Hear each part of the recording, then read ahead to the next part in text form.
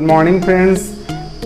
हम लोग कक्षा 9 की केमिस्ट्री को पढ़ रहे हैं और चैप्टर 2 है क्या हमारे आसपास के पदार्थ शुद्ध हैं। इसमें हमने पृथक्करण की सारी विधियां पढ़ ली हैं।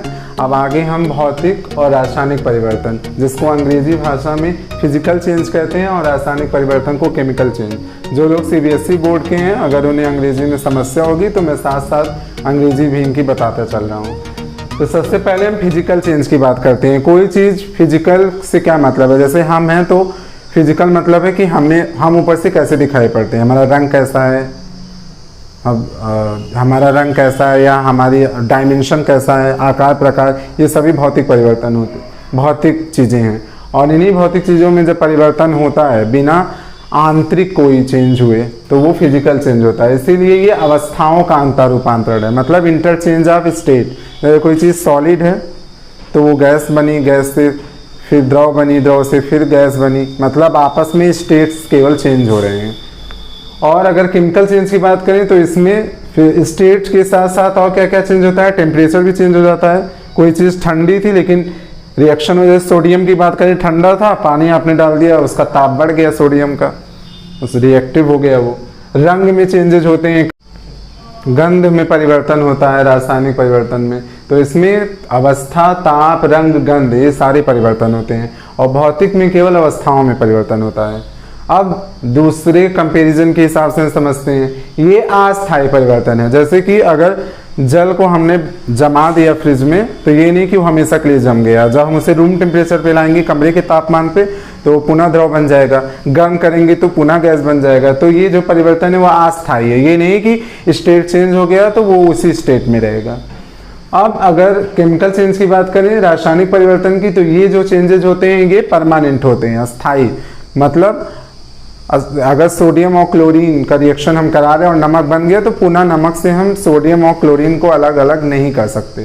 तो ये एक बार जो भी इसमें प्रोडक्ट बन जाता है वो परमानेंट होता है प्रोडक्ट। और अब तीसरे कंपैरिजन की बात करें, इसमें रासायनिक अभिक्रिया नहीं होती। भौतिक परिवर्तन में कोई भी रासायनिक अभिक्रिया नहीं होती, क्योंकि रासायनिक अभिक्रिया किसमें होगी, रासायनिक परिवर्तन में। जैसे कि हाइड्रोजन गैस और ऑक्सीजन गैस रिएक्ट की तो जल बना, इसी तरह नाइट्रोजन और हाइड्रोजन गैस रिएक्ट की तो अमोनिया बना।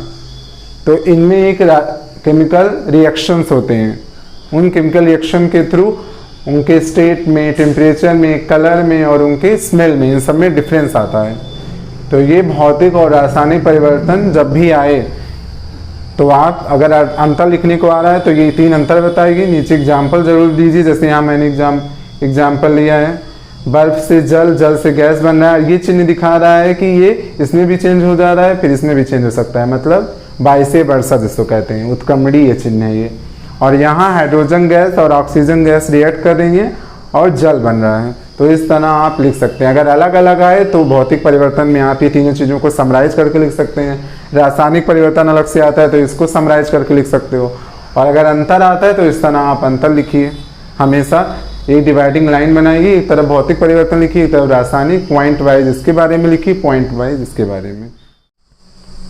अब आगे हम पढ़ते हैं क्या हमारे आसपास के पदार्थ शुद्ध हैं। इस पार्ट में तत्व जो होता है उसके अंदर 3 चीज़ें हैं, धातु, अधातु और उपधातु, जिसको हम मेटल, नॉन मेटल और मेटलाइट्स कहते हैं, उपधातु। तो पहले धातु, हम यहाँ पे एक कंपैरेटिव चार्ट का इस्तेमाल कर रहे हैं जिससे कि आप तेज़ी से चीज़ों को समझ पाएँ। आपके बुक में ये तीनों अलग अलग टॉपिक वाइज दिए हुए हैं, एक के बाद एक, लेकिन यहाँ पे एक कंपैरेटिव चार्ट के थ्रू हम समझेंगे इसको।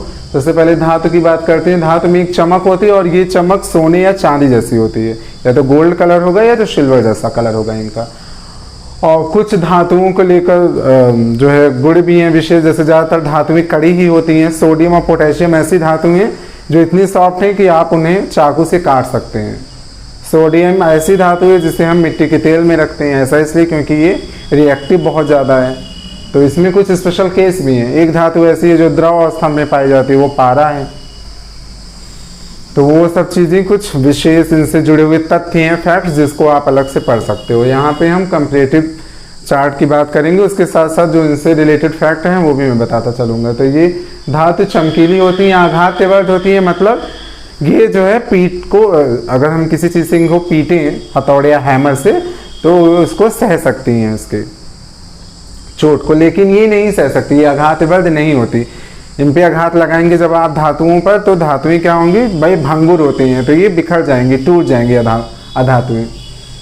और उपधातु की बात करें तो इसके गुण इनसे मिलते हैं, तो इसका मतलब उपधातु जो है थोड़ी सी कड़ी, थोड़ी सी भंगुर होगी इसका मतलब। अब दूसरा, प्रतिध्वनि पूर्ण होती है। जैसे अगर हम कोई भी मेटल लें, कोई भी लोहा लें या लोहे की छड़ लें, अगर हम उस पर अपने फिंगर से स्ट्राइक करें तो साउंड को सुनते हैं, तो साउंड हमें सुनाई देती है, रेजोनेट करती है।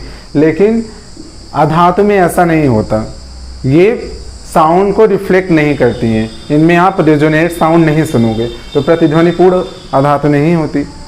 अब आगे बढ़ते हैं, और उपधातु इन्हीं के गुणों से मिलती जुलती है, मतलब जो भी इन दोनों के गुण हैं उन्हीं का मिश्रण इसमें होगा, तो ज़्यादातर हमें इन्हीं दोनों पे फोकस करना है। उपधातु हम साथ साथ बाद में देखेंगे।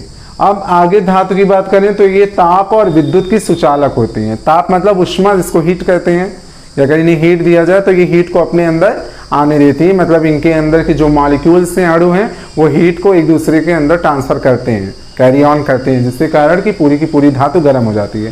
जैसे लोहे का तवा घर में है, एल्युमिनियम का बर्तन है, नॉन स्टिक बर्तन हम गर्म करते हैं तो पूरा बर्तन धीरे धीरे गर्म हो जाता है। क्यों? क्योंकि कोई भी चीज़ छोटे छोटे अणुओं या मॉलिक्यूल से बनी है, तो मॉलिक्यूल एक दूसरे को एनर्जी ट्रांसफ़र करेंगे, तो ये सुचालक होता है। और इसी तरह ये विद्युत के भी सुचालक होते हैं, मतलब इलेक्ट्रिसिटी भी इसके अंदर इजीली फ्लो होती है। अधातुओं में ऐसा नहीं है, ना तो ये टेम्परेचर्स को अपने अंदर कैरी ऑन करती है, ना तो इलेक्ट्रिसिटी को। ताप और विद्युत की ये कुचालक होती है, मतलब नॉन कंडक्टर या बैड कंडक्टर, और ये कंडक्टर होता है। उपधातु क्या है? अगर टेम्परेचर आप बढ़ाओगे, कोई उपधातु है सिलिकॉन, जर्मेनियम, जिसको हम सेमीकंडक्टर भी कहते हैं, आप बीटेक करेंगे तो सेमीकंडक्टर के बारे में अच्छे से पढ़ेंगे।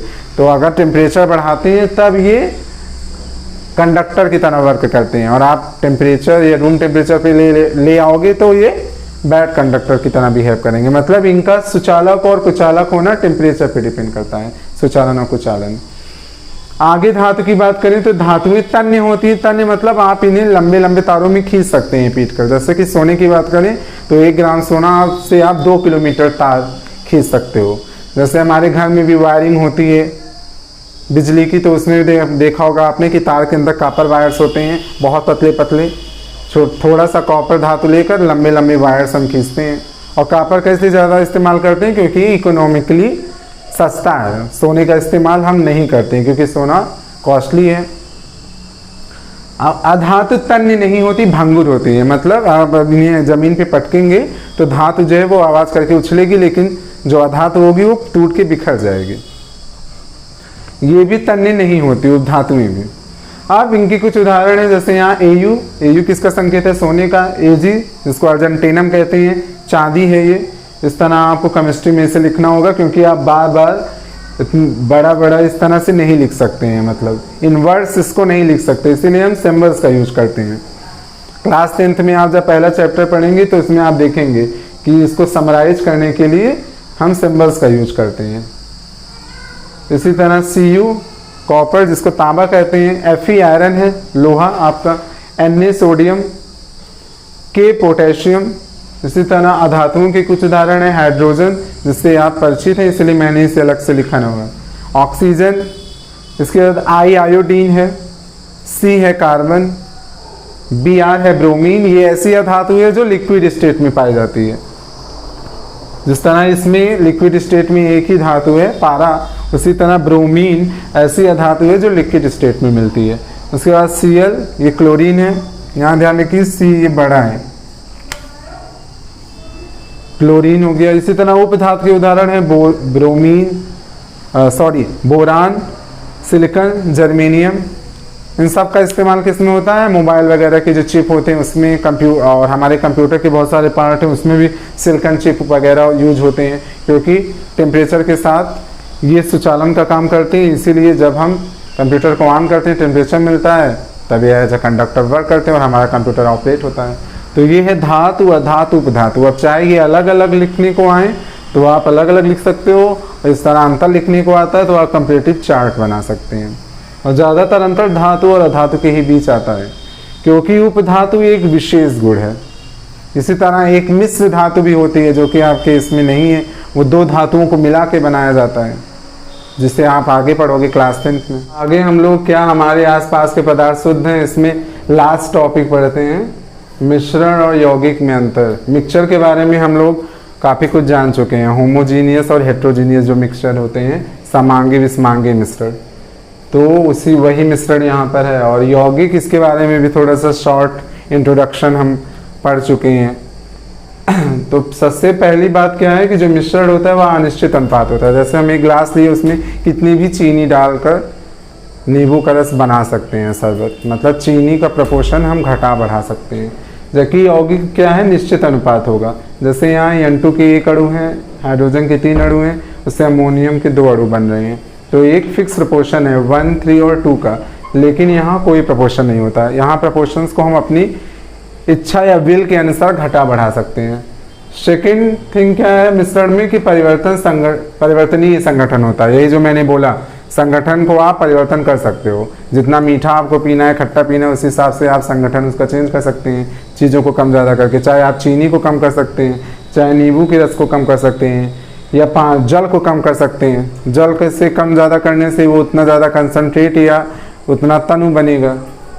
इसमें अपरिवर्तनीय संगठन होता है, एक बार जो चीज़ बन गई फिर आप उसमें छेड़छाड़ नहीं कर सकते हैं। मिश्रण में क्या है कि उत्पाद जो भी बनेगा, जैसे कि यहाँ पे हमने जल, नींबू का रस और चीनी मिलाया, तो उत्पाद हमारा क्या बना है, लेमोनाइड, जिसको हम शरबत कहते हैं। तो उसमें आपको सबका टेस्ट आएगा, पानी का जो टेस्ट होता है और नींबू के रस का जो खट्टापन होता है, सौर जो और चीनी का मिठास, ये सब आपको इसमें दिखाई पड़ेगा शरबत में। लेकिन यौगिक में क्या है, नाइट्रोजन की जो लक्षण होंगे, हाइड्रोजन के, इनकी या महक जो भी होगी या इनका जो भी टेक्सचर होगा, वो अमोनिया में आपको नहीं दिखाई पड़ेगा। ठीक है, जैसे सोडियम और क्लोरीन की अगर बात करें, सोडियम एकदम डिफरेंट चीज़ है, क्लोरीन, लेकिन ये मिल जाते हैं। और नमक हम जो खाते हैं वो, उनमें जो है सोडियम और क्लोरीन के जो लक्षण होते हैं, टेक्सचर होता है, वो नहीं रह जाता। इसी तरह आप चौथी बात करें तो भौतिक विधियों द्वारा इसमें पृथक्करण कर सकते हैं। जितनी हमने अभी भौतिक विधियाँ पढ़ी हुई हैं, चाहे वो वाष्पन थी, चाहे डिस्टिलेशन मेथड था, और चाहे उसमें सब्लिमेशन था, ऐसे बहुत सारे जो पृथक्करण मेथड हम पढ़े हैं, उन मेथड के थ्रू मिश्रण के जो अलग अलग घटक हैं उन्हें हम सेपरेट कर सकते हैं, सेपरेशन उनका कर सकते हैं। लेकिन यौगिक के केस में एक बार रिएक्शन हो गया और उत्पाद बन गया प्रोडक्ट, तो उससे हम फिर से अभिकारकों को नहीं प्राप्त कर सकते। जैसे नमक है, तो नमक से आप अलग अलग सोडियम और क्लोरीन को नहीं पा सकते दोबारा। तो यही बेसिक डिफरेंस है मिश्रण और यौगिक, और ये ज़्यादातर अंतर ही लिखने को आता है। तो आप इस तरह कंपैरेटिव चार्ट के थ्रू अंतर बता सकते हो, और लास्ट में एग्जाम्पल देना ना भूलिए। यहाँ पे जैसे मैंने नींबू के रस का उदाहरण दिया है, तो आप कोई भी जूस का उदाहरण दे सकते हो जो घर में बनता है। उसी तरह यहाँ मैंने अमोनिया का लिया है, तो बहुत सारे केमिकल रिएक्शंस हैं, उनको आप यहाँ एज एग्जाम्पल दिखा सकते हो। कोशिश ये हो कि जो एग्जाम्पल हो हमारा, वो कैसे कितना डिफरेंट हो सकता है किसी से।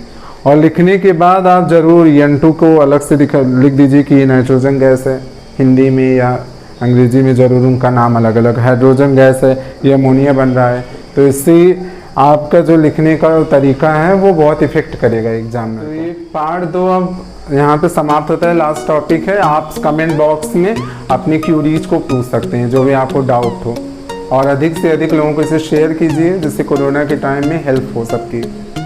और सब्सक्राइब जरूर करिए चैनल को ज़्यादा से ज़्यादा। अब आगे हम जो है एक्सरसाइज, जो भी बुक्स में क्वेश्चंस आए हैं और जो आपकी एक्सरसाइज में क्वेश्चंस दिए हैं, उन क्वेश्चंस का हम डिस्कशन करेंगे, उनके आंसर्स को देखेंगे। उससे पहले आप जो है नोट्स अपना कॉपी में अच्छे से श्रेणीबद्ध तरीके सीरियल वाइज तैयार कर लीजिए।